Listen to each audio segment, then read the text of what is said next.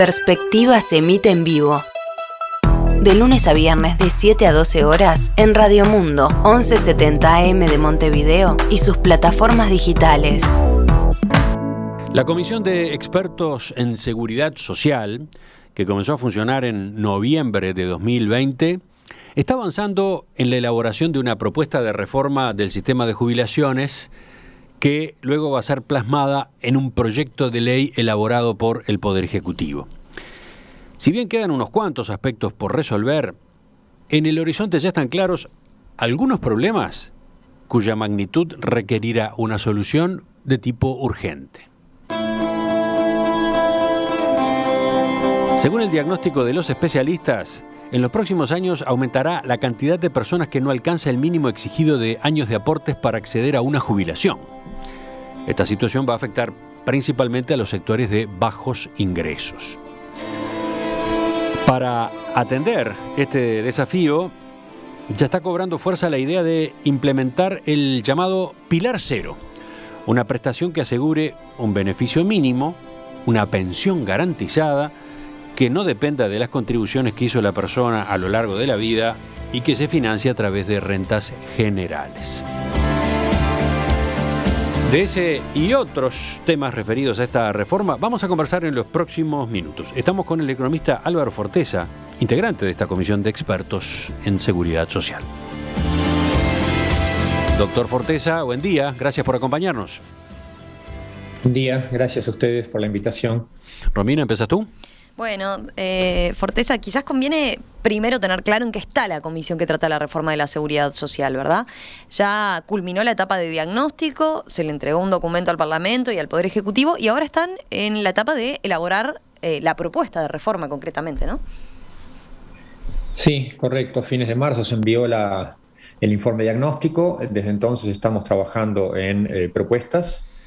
En este momento, específicamente, trabajamos intensamente en un régimen de subcomisiones, que fue un sistema que usamos en la etapa previa y funcionó, entendemos que bien. Entonces, hemos separado varios temas. Y bueno, uno de los subgrupos que está trabajando está específicamente dedicado a Pilar Cero. ¿Y se logra como una visión integral, digamos, de una propuesta de reforma, así como subdividiendo en grupos? Bueno, por suerte tenemos a Rodolfo para eso. Rodolfo Saldain. Sí, no solo él, lo digo un poco en broma, pero es impresionante cómo está encima de todo, ¿no? Y ayuda mucho a darle unidad al trabajo. Pero obviamente todos estamos teniendo un ojo en diversas cosas y además no es que uno esté en una sola subcomisión. También Rodolfo nos hace trabajar duro y estamos en más de una cada uno de nosotros. Algunos yo creo que están en casi todas, no sé cómo hacen, porque es todo el día, ¿no? Pero creo que no va a haber nadie que esté en menos de 3. Entonces, no, sí, definitivamente hay una visión integral. Además, en última instancia se va a volver a un trabajo en plenario, digamos, recogiendo los aportes, las reflexiones que han habido en cada una de las subcomisiones. Así que yo creo que es perfectamente compatible las dos cosas. Capaz que sin entrar en los detalles, pero se puede mencionar brevemente cómo se dividen esos grupos. Decíamos, hay uno de Pilar Cero, que ahora ahondaremos y profundizaremos en qué consiste esto, pero después, ¿qué otros aspectos contemplan en estos grupos? Bueno, hay uno que se llamó el régimen general, que en realidad es básicamente el régimen de reparto o de solidaridad internacional, como se le ha llamado en el país, el BPS. Un pilar 2, que es lo que tiene que ver con ahorro individual, todo lo que son las AFAPs, lo que en Uruguay se entiende por las AFAPs, y lo que sería también la parte de banco de seguros en Uruguay, o sea, lo que es el pago de rentas vitalicias. Las paraestatales, que son los servicios del estilo de la caja notarial, la profesional y la bancaria. Otra que es militar y policial. Uh-huh. Y bueno, otra de género, los temas específicos que tienen que ver con toda la dimensión de género en la reforma. Y hay una que se le llamó, falta mejor nombre, miscelánea, porque hay varios temas bien importantes, pero que son transversales al conjunto de cosas, y entonces se han agrupado allí. definitivamente hay mucha interrelación entre las distintas cosas, y no se puede terminar de diseñar una solución para uno de los subgrupos sin tener en cuenta a los otros, ¿no? Algunas más que otras, pero por ejemplo, todo lo que son los distintos pilares del mismo sistema que hoy en día está cubriendo BPS, AFAPS y Banco de Seguros, bueno, obviamente que están muy interrelacionados, ¿no? Lo que serían los pilares 0, 1, 2, en fin, todas estas cosas. Bueno, ni que hablar que los temas de género, ni que hablar que todo lo que está en miscelánea, o sea, está todo muy integrado, es cierto. Vamos a algunas de las conclusiones del diagnóstico. En especial podemos empezar por esto que mencionábamos en la apertura, ¿no? Se llegó a la conclusión que puede haber problemas para el acceso a una jubilación, sobre todo en aquellas personas que tienen baches en los años de aporte. Y eso se da generalmente en el sector de la población de menores recursos. Es decir, habrá más gente en dificultades para alcanzar el mínimo exigido de años de aportación para acceder a una jubilación, un mínimo que es de 30 años de aportes. ¿De qué magnitud es este problema? ¿Ustedes tienen números? Bueno, estimarlo con precisión no es del todo fácil. De hecho, yo hace más de 15 años, quizás 20 ya, que estoy intentando aportar aproximaciones a esto. Este problema se veía venir desde la reforma del año 1996. Era muy exigente lo que planteaba para la jubilación. Bueno, por un lado, la reforma del 95, aprobada en el 95, que se empieza a implementar en el 96, fue exigente en esta materia. Del otro lado, lo que hizo fue aportar información para que nos diéramos cuenta que ahí había un problema, que quizás se podía intuir, pero no había información. ¿Por qué? Porque no había historia laboral. Es decir, no había registros de los aportes individualizados. Estos registros empiezan a existir a partir de abril del 96, cuando se empieza a implementar esa reforma. Entonces, a principios de este siglo, empezamos algunos a estudiar, empezamos a conseguir registros administrativos, eran todavía muy cortos en aquella época, es decir, pocos años, pero ya empezamos a ver que había problemas de lo que llamamos densidad de cotizaciones bajas, ¿sí? De mucha gente que tiene muy pocos años contribuidos, y que además eso es especialmente acentuado en los sectores de bajos ingresos. Ese tipo de problema no es exclusivo de Uruguay, se ve en todos lados, por eso no es que hayamos sido tan novedosos de darnos cuenta de una cosa extraña, es decir, sabíamos que eso podía pasar, lo fuimos a ver con los datos nuestros, se confirma que no somos la excepción, y en general los diseños que el Uruguay tuvo desde siempre en los sistemas de jubilaciones y pensiones no son los más adecuados para atender ese tipo de situaciones. ¿Sí? ¿Por qué? Porque estos regímenes de tipo contributivo que requieren una cierta cantidad de años de servicio, la reforma del 95 lo puso en 35, después se volvió a bajar a 30, o sea, la del 95 lo aumentó de 30 a 35, después se redujo de 35 a 30, la cantidad de años de aportes requeridos para acceder a la jubilación. Y eso definitivamente es un problema cuando se trata de protección a sectores de bajos ingresos, porque sectores de bajos ingresos típicamente les cuesta mucho llegar a cumplir esos requisitos. Entonces se da una paradoja terrible, que es que el sistema trata particularmente mal a los sectores de bajos ingresos. Una persona que aportó 15 años pierde mucha plata con la seguridad social. Y la gente que aportó 15 años típicamente es gente de muy bajos ingresos. ¿Sí? Que no tuvo más remedio. Pierde mucha plata, ¿por qué? Porque contribuyó menos de lo debido, pero contribuyó y después no tiene derecho a la jubilación. Exacto, y después no tiene derecho. Ahí está. Es un problema. Hay países en los cuales, con un esquema parecido de lo que se llama beneficios definidos, en fin, el tipo de organización que tenemos acá, reconocen esos derechos y bueno, dicen, está bien, no llega a los 30 años requeridos, a los 25 años requeridos o lo que sea, pero por lo menos le devolvemos lo que aportó. ¿Sí? En una suma fija, se le da globalmente lo que aportó. No es una buena solución, la verdad que no, para nada, pero es mejor que la nuestra. La nuestra directamente no se le devuelve nada. Y es un problema. Pero esa persona Uruguay, que hoy por hoy no accede, ¿no? Esos 15 años que mencionaban recién, puede acceder a la jubilación por edad avanzada después, ¿no? Sí, en Uruguay tenemos unos cuantos parches que hacen que la situación no sea crítica ni mucho menos. De hecho, si uno mira la evidencia que tenemos a partir de encuesta de hogares, nos dice que pobreza en la tercera edad es comparativamente muy baja, ¿sí? Y esto seguramente tiene que ver con el sistema de seguridad social, al final cubre, ¿sí? La pobreza en la tercera edad, la última medición que tenemos, previo pandemia, andaba en el entorno a 1,7% de la población de más de 65 años caía bajo la línea de pobreza, mientras que en los niños esta cifra era 10 veces mayor. ¿Sí? O sea, el sistema de jubilaciones y pensiones al final cubre, entre otras cosas, por lo que usted apuntaba bien, la jubilación por edad avanzada.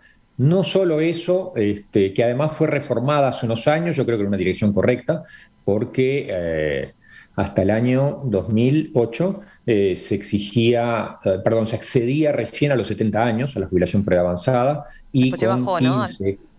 ¿Perdón? Que se bajó a los 65, ¿no? Por eso se bajó a 65, yo creo que eso fue una medida en la dirección correcta, pero yo le llamo parches a estas cosas. Es decir, son soluciones parciales, no es lo único, obviamente que también tenemos, y eso ya es mucho más antiguo, la pensión vejez. ¿Sí? La pensión vejez es para gente que directamente no tiene ningún aporte y lo que tiene es necesidad. ¿Sí? Y ahora esta situación se podría agravar incluso por la pandemia y todos los problemas de desempleo que está generando. Podría. La verdad que es muy difícil estimar exactamente ahora, pero definitivamente bien no viene. Seguramente va a tener efectos negativos, ¿sí? ¿Romina? Veía algunos estudios que se han presentado en la CES, ¿no? En la Comisión de Expertos de Seguridad Social, sobre esto, ¿no? Sobre los baches en la cotización, y hay algunos que pueden llamar la atención. A ver, alrededor de la mitad de los activos no llegarían a los años, ¿verdad? De trabajo. O sea, el 50% de los activos no se podría jubilar con 60 años y 30 de aporte, ¿no? Sí, es una situación bastante compleja desde ese punto de vista. Por ahora se viene resolviendo, como decía, por esos otros complementos en parte, pero también por el uso de dos recursos que esperamos que en el futuro desaparezcan. Uno de ellos se está reduciendo, el otro está aumentando, pero bueno, que son el testimonio de testigos, ¿sí? Y el testimonio propio del interesado. El testimonio de testigos es un recurso que se usa desde toda la vida en Uruguay a raíz justamente de falta de registros administrativos, ¿sí? Desde la reforma en adelante se utiliza exclusivamente para lo que en la jerga se le llama la prehistoria laboral, es decir, los aportes realizados antes de abril del 96. ¿Sí? Cuando no se llevaban registros sistemáticos. Entonces uno puede llevar testigos y decir, bueno, no, yo sé que fulanito trabajó en la empresa X, ¿sí? Tantos años, y se sigue un cierto procedimiento administrativo y el BPS le reconoce esos años. Y en el 2006 se introdujo un cambio, una resolución administrativa del directorio del BPS, el conocido en la interna como Comunicado 42, por el cual se reconoce el testimonio del propio, la declaración del propio interesado. ¿Sí? También es para periodos previos a abril del 96. Esas cosas en el futuro van a ir reduciéndose simplemente porque el tiempo va pasando, ¿no? Y cada vez tenemos acumulada más registros duros, registros administrativos. Cada vez más esto va siendo una proporción creciente de los años reconocidos. O sea, lo reconocido documentalmente de una manera rigurosa va aumentando por el paso del tiempo simplemente como proporción del total. Entonces esto nos obliga a reconocer que allí tenemos un problema y a readecuar el diseño. ¿Sí? Ahí es que aparece la idea del pilar cero. Sí, yo creo que el pilar cero es válido más en general. De hecho, uno lo ve en todos los países del mundo desarrollado, ¿no? Donde no tenían este problema. Pero ni que hablar que cuando tenemos esta dificultad, creo que el pilar cero tiene mayor vigencia. Yo creo que en América Latina en general es central, ¿no? Bueno, ¿y qué es? ¿Cómo definen ustedes el pilar cero? ¿Un régimen no contributivo que brinda una pasividad a los trabajadores que no alcanzaron el mínimo exigido de años de aportación? ¿Lo puede explicar mejor? Sí. La seguridad social en lo que tiene que ver con jubilaciones y pensiones, ¿no? Porque en general es una cosa más amplia, pero si nos concentramos en esa parte que cuantitativamente es lo más grande, ¿no? Tiene dos grandes financiamientos. Uno es las contribuciones que hacen personas y empleadores en la etapa activa, ¿sí? Lo que son los aportes personales y patronales que todos hacemos o deberíamos. Y después tiene recursos que provienen de rentas generales, es decir, de recaudación de impuestos generales. ¿Sí? El pilar de tipo no contributivo, esto del pilar cero, se basa en este segundo financiamiento, en lo que viene de impuestos generales. No está basado no se financia con los aportes realizados por las propias personas, y por eso se entiende que es el recurso más adecuado para atender especialmente el problema de gente que no tiene condiciones para financiar una jubilación en base a sus propios aportes. Lo más evidente es el caso de gente que prácticamente no tiene actividad en el mercado de trabajo formal. Podría ser, por ejemplo, el caso de personas que se dedican a las tareas del hogar, ¿sí? Que han desarrollado trabajo no remunerado durante toda su vida. Esa gente no tiene contribuciones. Otra solución posible es pedirle contribuciones a esa gente, pero en general es muy difícil, ¿no? Pensar en eso, y en particular no sería adecuado para gente de menores recursos, definitivamente no. Otra situación es la de gente que está entrando y saliendo del mercado de trabajo, y sobre todo está entrando y saliendo de la formalidad, ¿no? En los sectores de recursos más bajos es muy típico trabajar en la informalidad por periodos extensos, a veces toda la vida. ¿Sí? Eso quiere decir no aportando a la seguridad social, no van a generar registros, no van a poder acumular ni 30 años, ni 25, ni 20. ¿Sí? Entonces, para esa gente se necesita otra cosa. ¿Y en qué medida sería diferente a estas otras alternativas de las que hablamos? Lo que existe hoy en día, ¿no? La jubilación por edad avanzada, la pensión a la vejez. Bueno, la idea es integrar todo eso. De hecho, una de las fortalezas que tiene Uruguay es que, de hecho, tenemos ya algo de esto. Lo que pasa es que no lo tenemos integrado, no tiene un diseño lógico coherente. Yo puedo listar las dos que tú mencionabas, jubilación por edad avanzada, que es una mezcla de contributivo y no contributivo. Todo es una mezcla en Uruguay hoy, todo es bastante opaco, ¿no? Aún jubilaciones muy altas tienen componente no contributivo, que es otra de las cosas que entendemos que hay que corregir. Pero bueno, la jubilación por edad avanzada, la pensión vejez del BPS, la pensión, la llamada pensión, en fin, pensión vejez Mides, en realidad tiene otro nombre oficial que yo ya no recuerdo, discúlpenme por eso, pero bueno. El artículo 28 de la ley 1713, le puedo mencionar infinidad de cosas. Es decir, hay infinidad de programas y programitas. Bueno, la jubilación mínima, ni que hablar, es un componente. Es decir, Uruguay tiene ya fuerte tradición, y de hecho las primeras cosas con nombre y apellido de esta naturaleza tienen más de un siglo. La pensión vejez tiene más de un siglo en Uruguay. O sea, no estamos hablando de cosas que sean extrañas al país. Lo que no tenemos es un diseño integrado. Todavía el sistema está bastante fragmentado, ¿sí? Si bien se ha ido integrando gradualmente a lo largo de las décadas, larga historia, todavía le falta integración, y esta es una de las áreas en las que es claro que le falta. Yo decía recién, tenemos baja pobreza en la tercera edad, o teníamos antes de la pandemia. ¿Sí? Eso es en muy buena medida gracias a todos estos programas que se superponen y que al final terminan protegiendo razonablemente bien, al menos según lo que surge de encuesta de hogares. ¿Sí? Los registros administrativos son bastante más imprecisos en esa materia, pero en principio uno tiende a pensar de que es básicamente cierto. Pero no están integrados. Y entonces, entonces no están bien focalizados, no estamos seguros de que estamos realmente cubriendo a todo el mundo. Estamos utilizando algunos mecanismos que son bastante informales, llamémosle, por ejemplo, el testimonio de testigos. Idealmente uno debería confiar en otras cosas, no en el testimonio de testigos, que además es caro, ¿sí? Para el BPS es una carga importante de gestión, ¿no? El testimonio de la misma persona, que ha sido muy debatido hasta desde el punto de vista de su legalidad, es decir, el famoso comunicado 42 del año 2006. En fin, la idea es justamente utilizar todos esos recursos que ya se están volcando, ¿sí? Organizarlos de una manera más sistemática para estar seguros de que tenemos un ingreso mínimo garantizado, ¿sí? Para todo el mundo.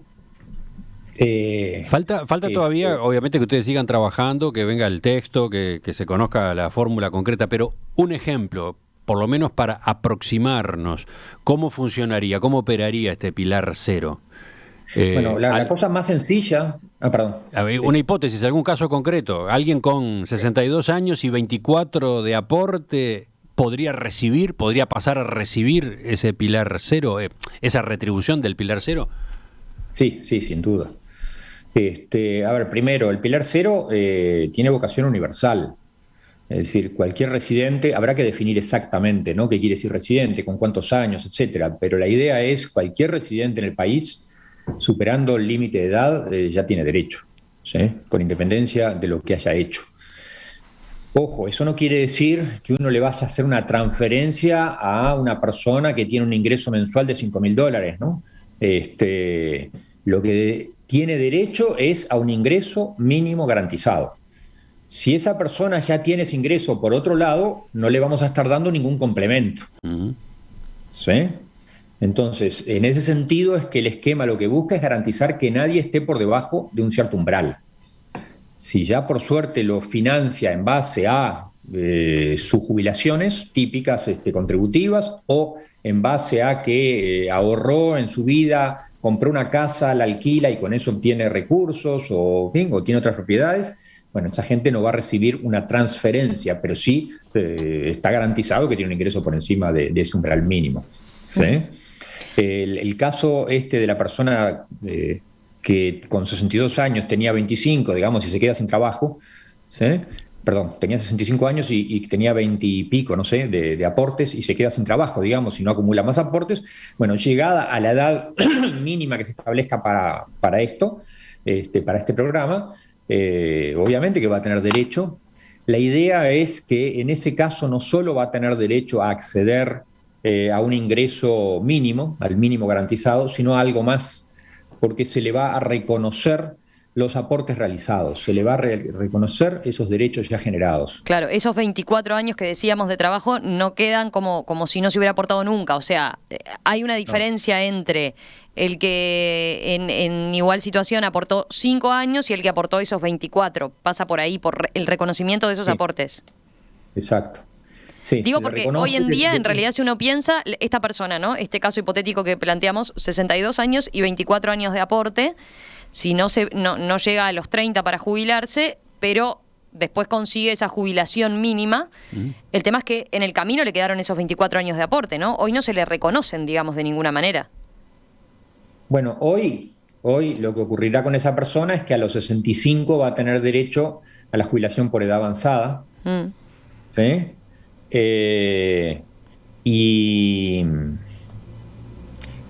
Y bueno, perdón, con 24 exactamente, no a los 65, a los 66, ¿no? No importa el detalle, pero hoy llegaría con una edad un poco mayor a una jubilación por edad avanzada. En lo que estamos proponiendo es que a la edad que se establezca para este programa, esta persona obtendría una jubilación que es el ingreso mínimo, ¿sí?, más un cierto porcentaje, ¿sí?, que reconoce los aportes realizados, el esfuerzo realizado. O visto al revés, podría ser la jubilación que la persona ha generado, puede financiar con los aportes que realizó, con esos 24 años, ¿sí?, más un complemento, ¿sí?, que lo lleva por encima de eso. Y para terminar, por lo menos por ahora, así pasamos a otros asuntos, para completar una aproximación al tema del pilar cero, ¿hay una estimación de cuánto le costaría, cuánto sería de costo adicional para el sistema de seguridad social la creación de este instrumento? Bueno, estamos tratando de afinar los números en eso, es una pregunta central, obviamente, ¿sí?, porque uno podría pensar que esto es insostenible. Pero yo soy optimista en el sentido, y tiene que ver con lo que decíamos al principio, Uruguay ya tiene muchos recursos volcados a instrumentos fragmentarios, pero que todos buscan lo mismo. Es decir, esta preocupación está en el país hace mucho tiempo, no es que nos estemos dando cuenta ahora de algo que nadie se dio cuenta. Esto está, ya digo, la pensión vejez desde principios del siglo XX. ¿Sí? La jubilación por edad avanzada, no me acuerdo desde cuándo es, pero está hace muchos años. En los últimos 15 años se hicieron varias medidas que iban en esta dirección. El reducir de 35 a 30 años exigidos para acceder a una jubilación contributiva iba en la misma dirección. el reconocer testigos o el testimonio de la misma persona va en la misma dirección. La bajada de la edad mínima para acceder a la jubilación para avanzada también. O sea, es una preocupación que trae mucho tiempo. Y obviamente cada una de estas soluciones que se implementaron implicaron recursos. O sea que recursos dedicados a esto ya hay. Lo que estamos proponiendo es reorganizarlos, focalizarlos mejor. Pero el problema es que el sistema tiene déficit y todo indica que va a seguir creciendo ese déficit. Entonces ahora se le agrega otro factor de déficit. No, que no se le agrega. Eso es lo que insisto. Yo no creo que esto salga más caro. Obviamente que depende de parámetros. Pero esa es la respuesta. Entonces, usted estima que implementar el Pilar Cero no va a implicar necesariamente un costo agregado a lo que ya se paga hoy. No, para nada. Hacemos una pausa por acá. ¿Te quedaba algo de este tema, Romina? Sí, a propósito del Pilar Cero y algunos de los comentarios que se han hecho, veía comentarios de la economista especializada en temas previsionales y delegada del Frente Amplio, Jimena Pardo, que dijo, entrevistada por La Diaria hace un tiempo, que en el documento de diagnóstico se anuncian los problemas para el acceso a una jubilación, pero no se dice cuál es la medida para resolverlos. Ella dice, según tú entiendas, ese rediseño de beneficios no contributivos, podríamos poner de esto que estamos hablando, por ejemplo, en función de cómo ese pilar se inserta en el sistema general, este Pilar Cero, digamos, se inserta en este sistema general, hay un abanico tan amplio, decía ella, que podés llevar el sistema uruguayo hacia un sistema previsional como tiene Chile o hacia Suecia, considerado más como modelo, ¿no? Sobre esto, ¿qué dice? Bueno, digo que Jimena Pardo se apuraba mucho. Estábamos en la etapa de diagnóstico, en esa etapa que es cierto que no estábamos haciendo propuestas todavía. Claramente que en esto estamos trabajando hace mucho tiempo, ¿no? Algunos hace varios años, pero no estábamos en la etapa de hacer propuestas. En este momento estábamos bajándola muy a tierra, la propuesta estamos manejándola con números muy concretos, y allí creo que, bueno, algunas de las preocupaciones espero que se resuelvan, ¿no?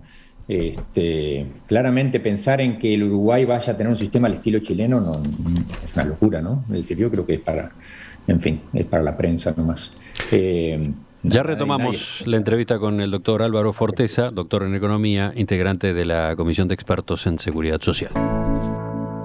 Puede pensarse que la reforma de la Seguridad Social, en la medida que estaba planteada como un asunto complejo y además de efectos a mediano y largo plazo, resulta algo distante para la gente, ¿no? Más de una vez he tenido la sensación de que era un asunto árido, de estos que están en la agenda, quizás de los más lejanos. No, esta vez, por lo menos, por cómo está desarrollándose la entrevista hasta ahora, con esto del foco puesto en el Pilar Cero, hay una cantidad de preguntas de los oyentes, ¿no? Muchas inquietudes. Vamos a retomar entonces la entrevista con el doctor Álvaro Forteza. Pilar Cero, el instrumento en el que se está pensando para atender la situación de aquellas personas que no alcanzan el mínimo exigido de años de aportes para acceder a una jubilación. Una situación que afecta ¿a cuánto? Casi la mitad de los activos. La mitad, ¿no? La mitad de los activos y sobre todo a sectores de bajos ingresos. ¿Romina? Bueno, veía ahí Forteza que puede, porque no es solo para quienes no alcanzan. A ver si el doctor Forteza nos escucha. ¿Qué estaba agregando? No, simplemente porque como ya se mencionó más de una vez, como que el Pilar Cero es para quienes no alcanzan a los años de servicio exigidos para acceder a la jubilación contributiva típica, no es exactamente eso. Es decir, claramente esa es una de las preocupaciones centrales, pero también en Uruguay alcanzaría a muchísima gente que sí tiene los años de contribuciones. Imaginen un caso muy sencillo. Alguien contribuyó toda su vida por el salario mínimo, ¿sí? Tiene 30, 40 años de aporte. La jubilación que obtendría, ¿sí?, con esos aportes es muy baja, ¿sí? La idea es complementársela, ¿sí? Y eso también estaría al Pilar Cero. Es una puntualización importante. Bien. Entonces, ¿qué señalan los mensajes? A ver, por ejemplo, veía un mensaje de Mónica a propósito del Pilar Cero. Decía, esto del Pilar Cero puede fomentar el trabajo en negro, ¿no? Como que entiende que quizás faltan, diseñado así, pueden faltar incentivos para la gente para sumar años de aporte, ¿no? Sí, es una preocupación válida. Dos comentarios sobre eso. Lo primero es que justamente se reconocen los aportes realizados y en el diseño no recibiría la misma jubilación una persona que tuvo 25 años de aportes y una persona que nunca contribuyó nada. ¿Sí? La que contribuyó 25 años va a recibir una jubilación sensiblemente mayor. ¿Sí? Sensiblemente mayor. Entonces, esto tiene dos razones. Una, que es la mayor parte de la gente entiende que eso es justo, ¿sí?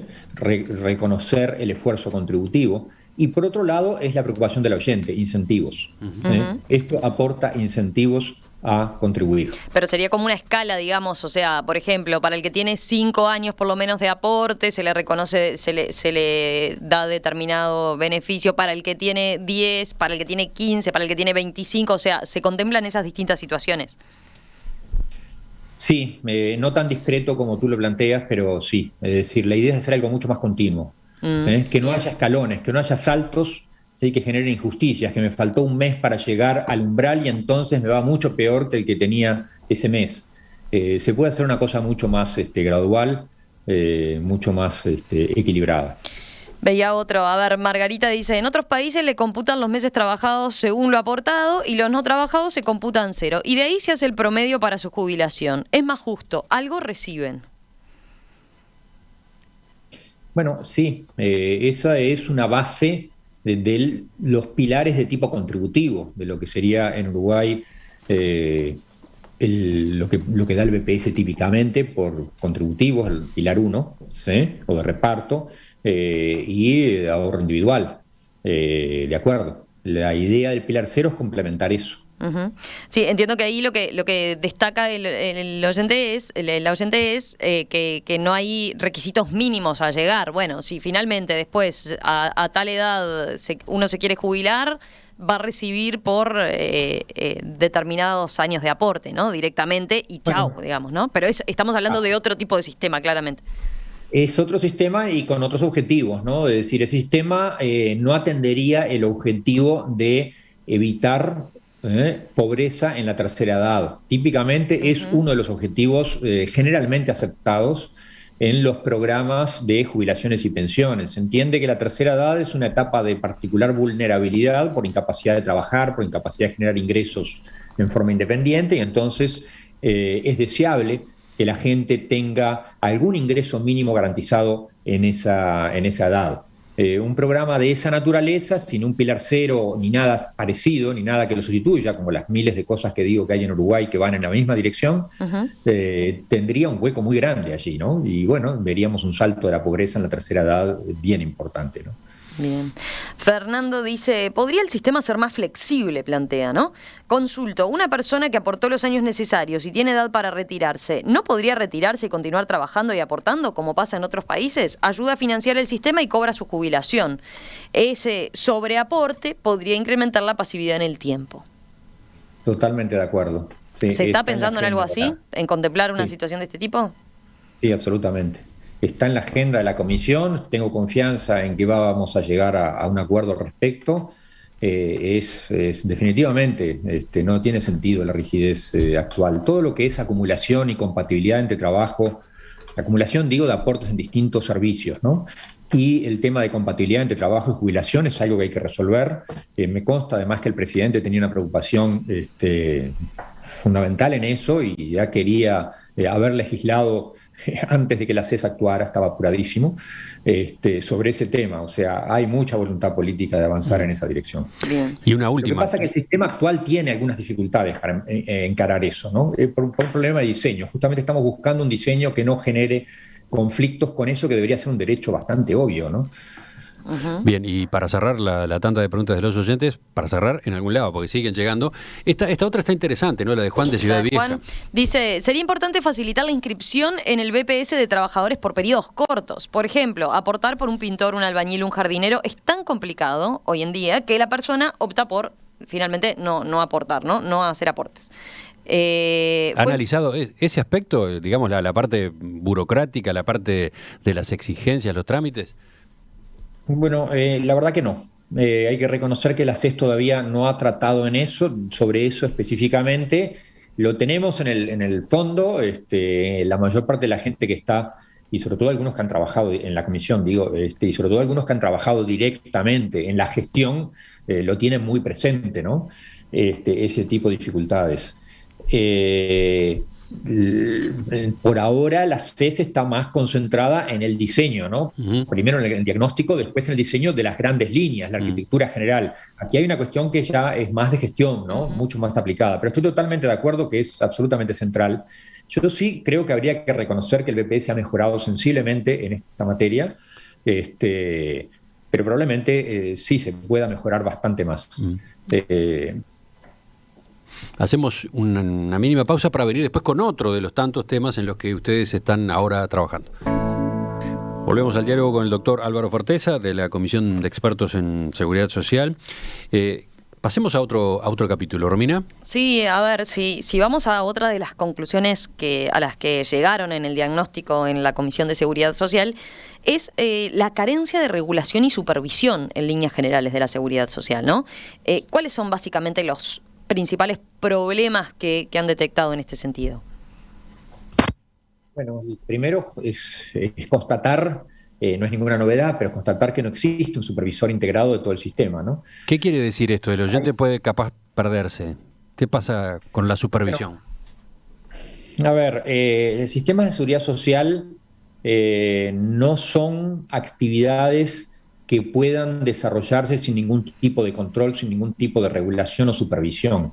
No es algo que uno pueda decir, bueno, los mercados lo van a resolver o cosas por el estilo. En general son básicamente instituciones públicas, hay también algunas privadas, hay problemas de diversa índole que requieren un control cercano por parte de organismos especializados. En Uruguay, por ejemplo, lo más parecido que tenemos a eso son tareas que desempeña hoy en día el Banco Central en relación exclusivamente a las AFAPs y a las aseguradoras, en lo que es seguros de vida, ¿sí? Rentas vitalicias, etcétera. O sea, esa pata del sistema, digamos, está muy regulada y el resto, lo que tiene que ver con cajas paraestatales, lo que tiene que ver con la pata que administra el Banco de Previsión Social, ¿eso no tiene una supervisión global, digamos? Bueno, tienen supervisiones parciales, muy incompletas, y en todo caso no hay una integrada. Yo decía, el Banco Central atiende ese pedacito que mencioné, que es muy pequeño. El BPS, según la ordenanza 82 del Tribunal de Cuentas, tiene que informarle, enviarle proyecciones actuariales al Tribunal de Cuentas, como un anexo, simplemente, como una nota a los estados contables. O sea, eso ya da una idea de que la mentalidad fue totalmente contable y nada actuarial. Es decir, la seguridad social es actuarial. La seguridad social requiere proyecciones a largo plazo, donde se tengan en cuenta esperanzas de vida, en fin, un montón de cosas que no son lo típico contable que mira el momento actual. Bueno, ahí se está metiendo en lo otro que ustedes detectaron, ¿no? Y que se marca en el diagnóstico, que es eso, la falta de estudios actuariales, que capaz que conviene, para que el oyente entienda, explicar en qué consisten los estudios actuariales, ¿no? Sí, lo que no hay justamente es una regulación que sistematice los estudios, ¿no? ¿Los estudios qué son? Bueno, uno tiene que ver que las promesas que está haciendo la seguridad social hoy en día sean cumplibles, que tengan respaldo. Porque si no, uno fácilmente puede decir, bueno, le voy a dar una jubilación del 100% de su salario, porque todo el mundo viva feliz, pero no tengo cómo pagarla. Es decir, es fundamental, ¿sí?, que esto sea sostenible, que las promesas sean serias. Entonces, y hoy lo que pasa, si entiendo bien, es que el BPS tiene sus proyecciones actuariales, pero nadie las verifica. Se dan por buenas y punto. Bueno, se envían al Tribunal de Cuentas. No tenemos un área especializada en evaluar proyecciones actuariales. De hecho, no hay actuarios en el regulador actual de ese pilar, de esa parte. ¿Sí? Además, la ordenanza 82 que yo mencionaba ni siquiera establece una periodicidad, no hay periodicidad. Es decir, no está establecido cada cuánto hay que enviar las proyecciones. De hecho, en la última década tuvimos una situación que se iba agravando de una manera alarmante, y no se hicieron actualizaciones en periodos Es que ahí razonables. ahí se entiende la importancia de tener estudios actuariales, ¿no? Usted está haciendo mención a las reformas que se implementaron en 2008, por ejemplo, que tendieron a una flexibilización en el acceso a las jubilaciones, ¿no? Eso se hizo sobre la base de una estimación que después no terminó siendo tal, ¿no? Hubo evidentemente errores en el cálculo de cuánto eso iba a impactar a las cuentas públicas, y hoy en día tenemos que es efectivamente un tema que tiene una incidencia mucho mayor a la que se proyectó, y eso no partió de que no se hicieron estudios actuariales correctos, ¿no? Bueno, a ver, quizás alguna puntualización. Hubo todo un debate en el gobierno anterior entre economía y BPS, trabajo por el otro lado, bastante fuerte sobre este punto. Se nota, por ejemplo, en los mensajes de rendición de cuentas, el más claro quizás sea el 2018, donde había una clara diferencia de visiones entre el Ministerio de Economía y el área social, ¿no? Yo no diría de manera tan terminante que no se hicieron proyecciones. Se hicieron proyecciones que después debieron haberse ajustado. No diría que fueron correctas o incorrectas. Esto no es tan blanco y negro. Es decir, las proyecciones en esto hay que hacerlas a muy largo plazo, ¿sí?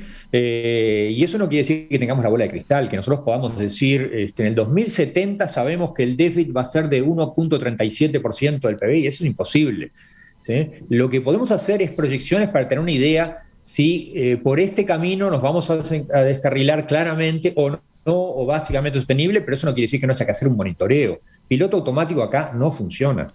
Acá hay que hacer monitoreo sistemático, porque todo el tiempo estamos teniendo condiciones nuevas. Por ejemplo, la evolución del PBI no fue la que se pensaba cuando se hicieron las reformas del 2006 y 2008. ¿Sí?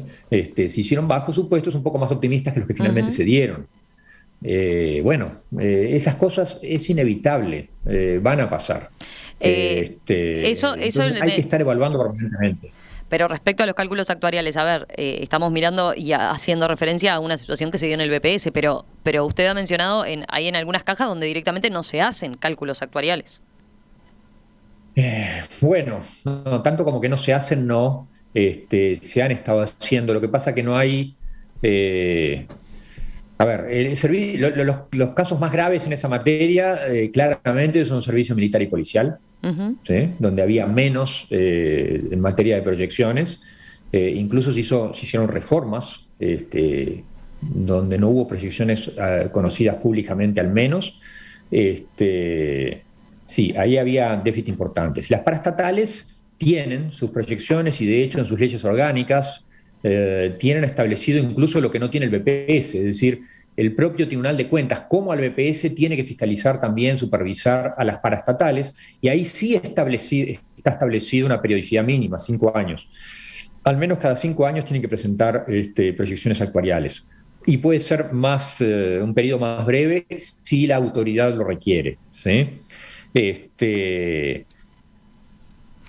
Entonces, hay proyecciones, pero por ejemplo no hay pautas establecidas, no hay pautas uniformes. El Tribunal de Cuentas, como digo, no tiene vocación de estimar, de revisar proyecciones de tipo actuarial, es mucho más contable.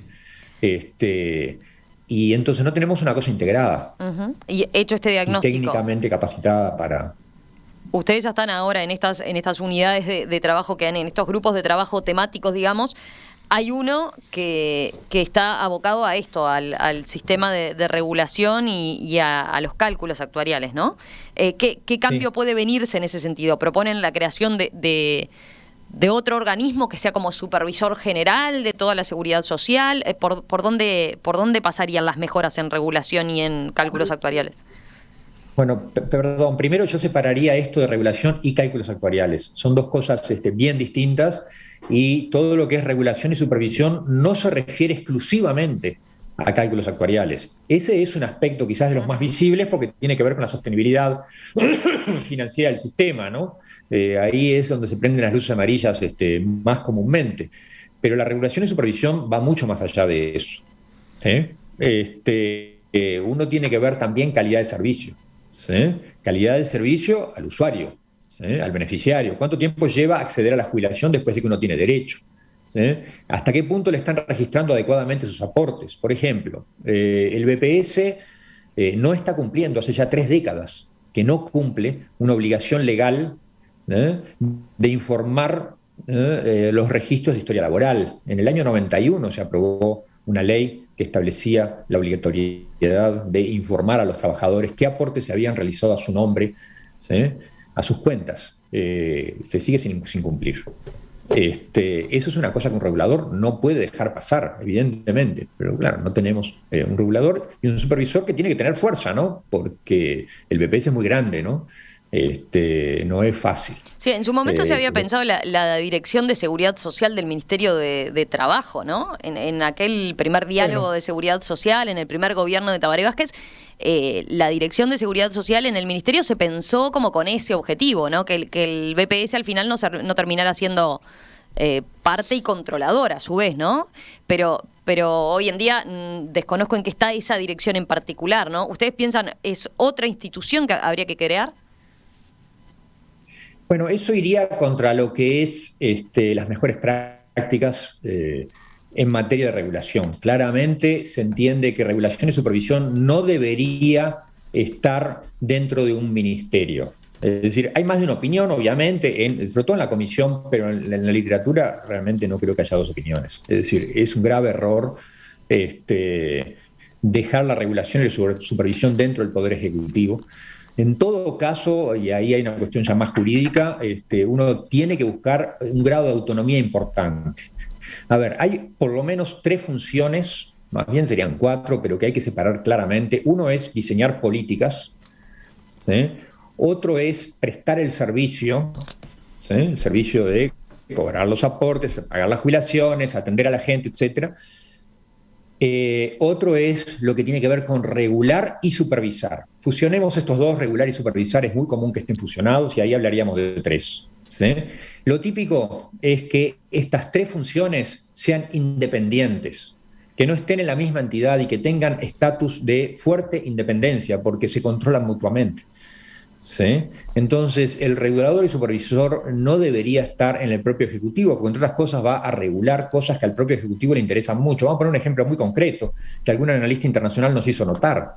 El tema de los bonos públicos. Es decir, el Ejecutivo tiene interés, por ejemplo, en que las AFAP compren bonos, ¿sí?, porque le está prestando dinero. Bueno, ¿no debería haber un regulador bien independiente que controlara eso?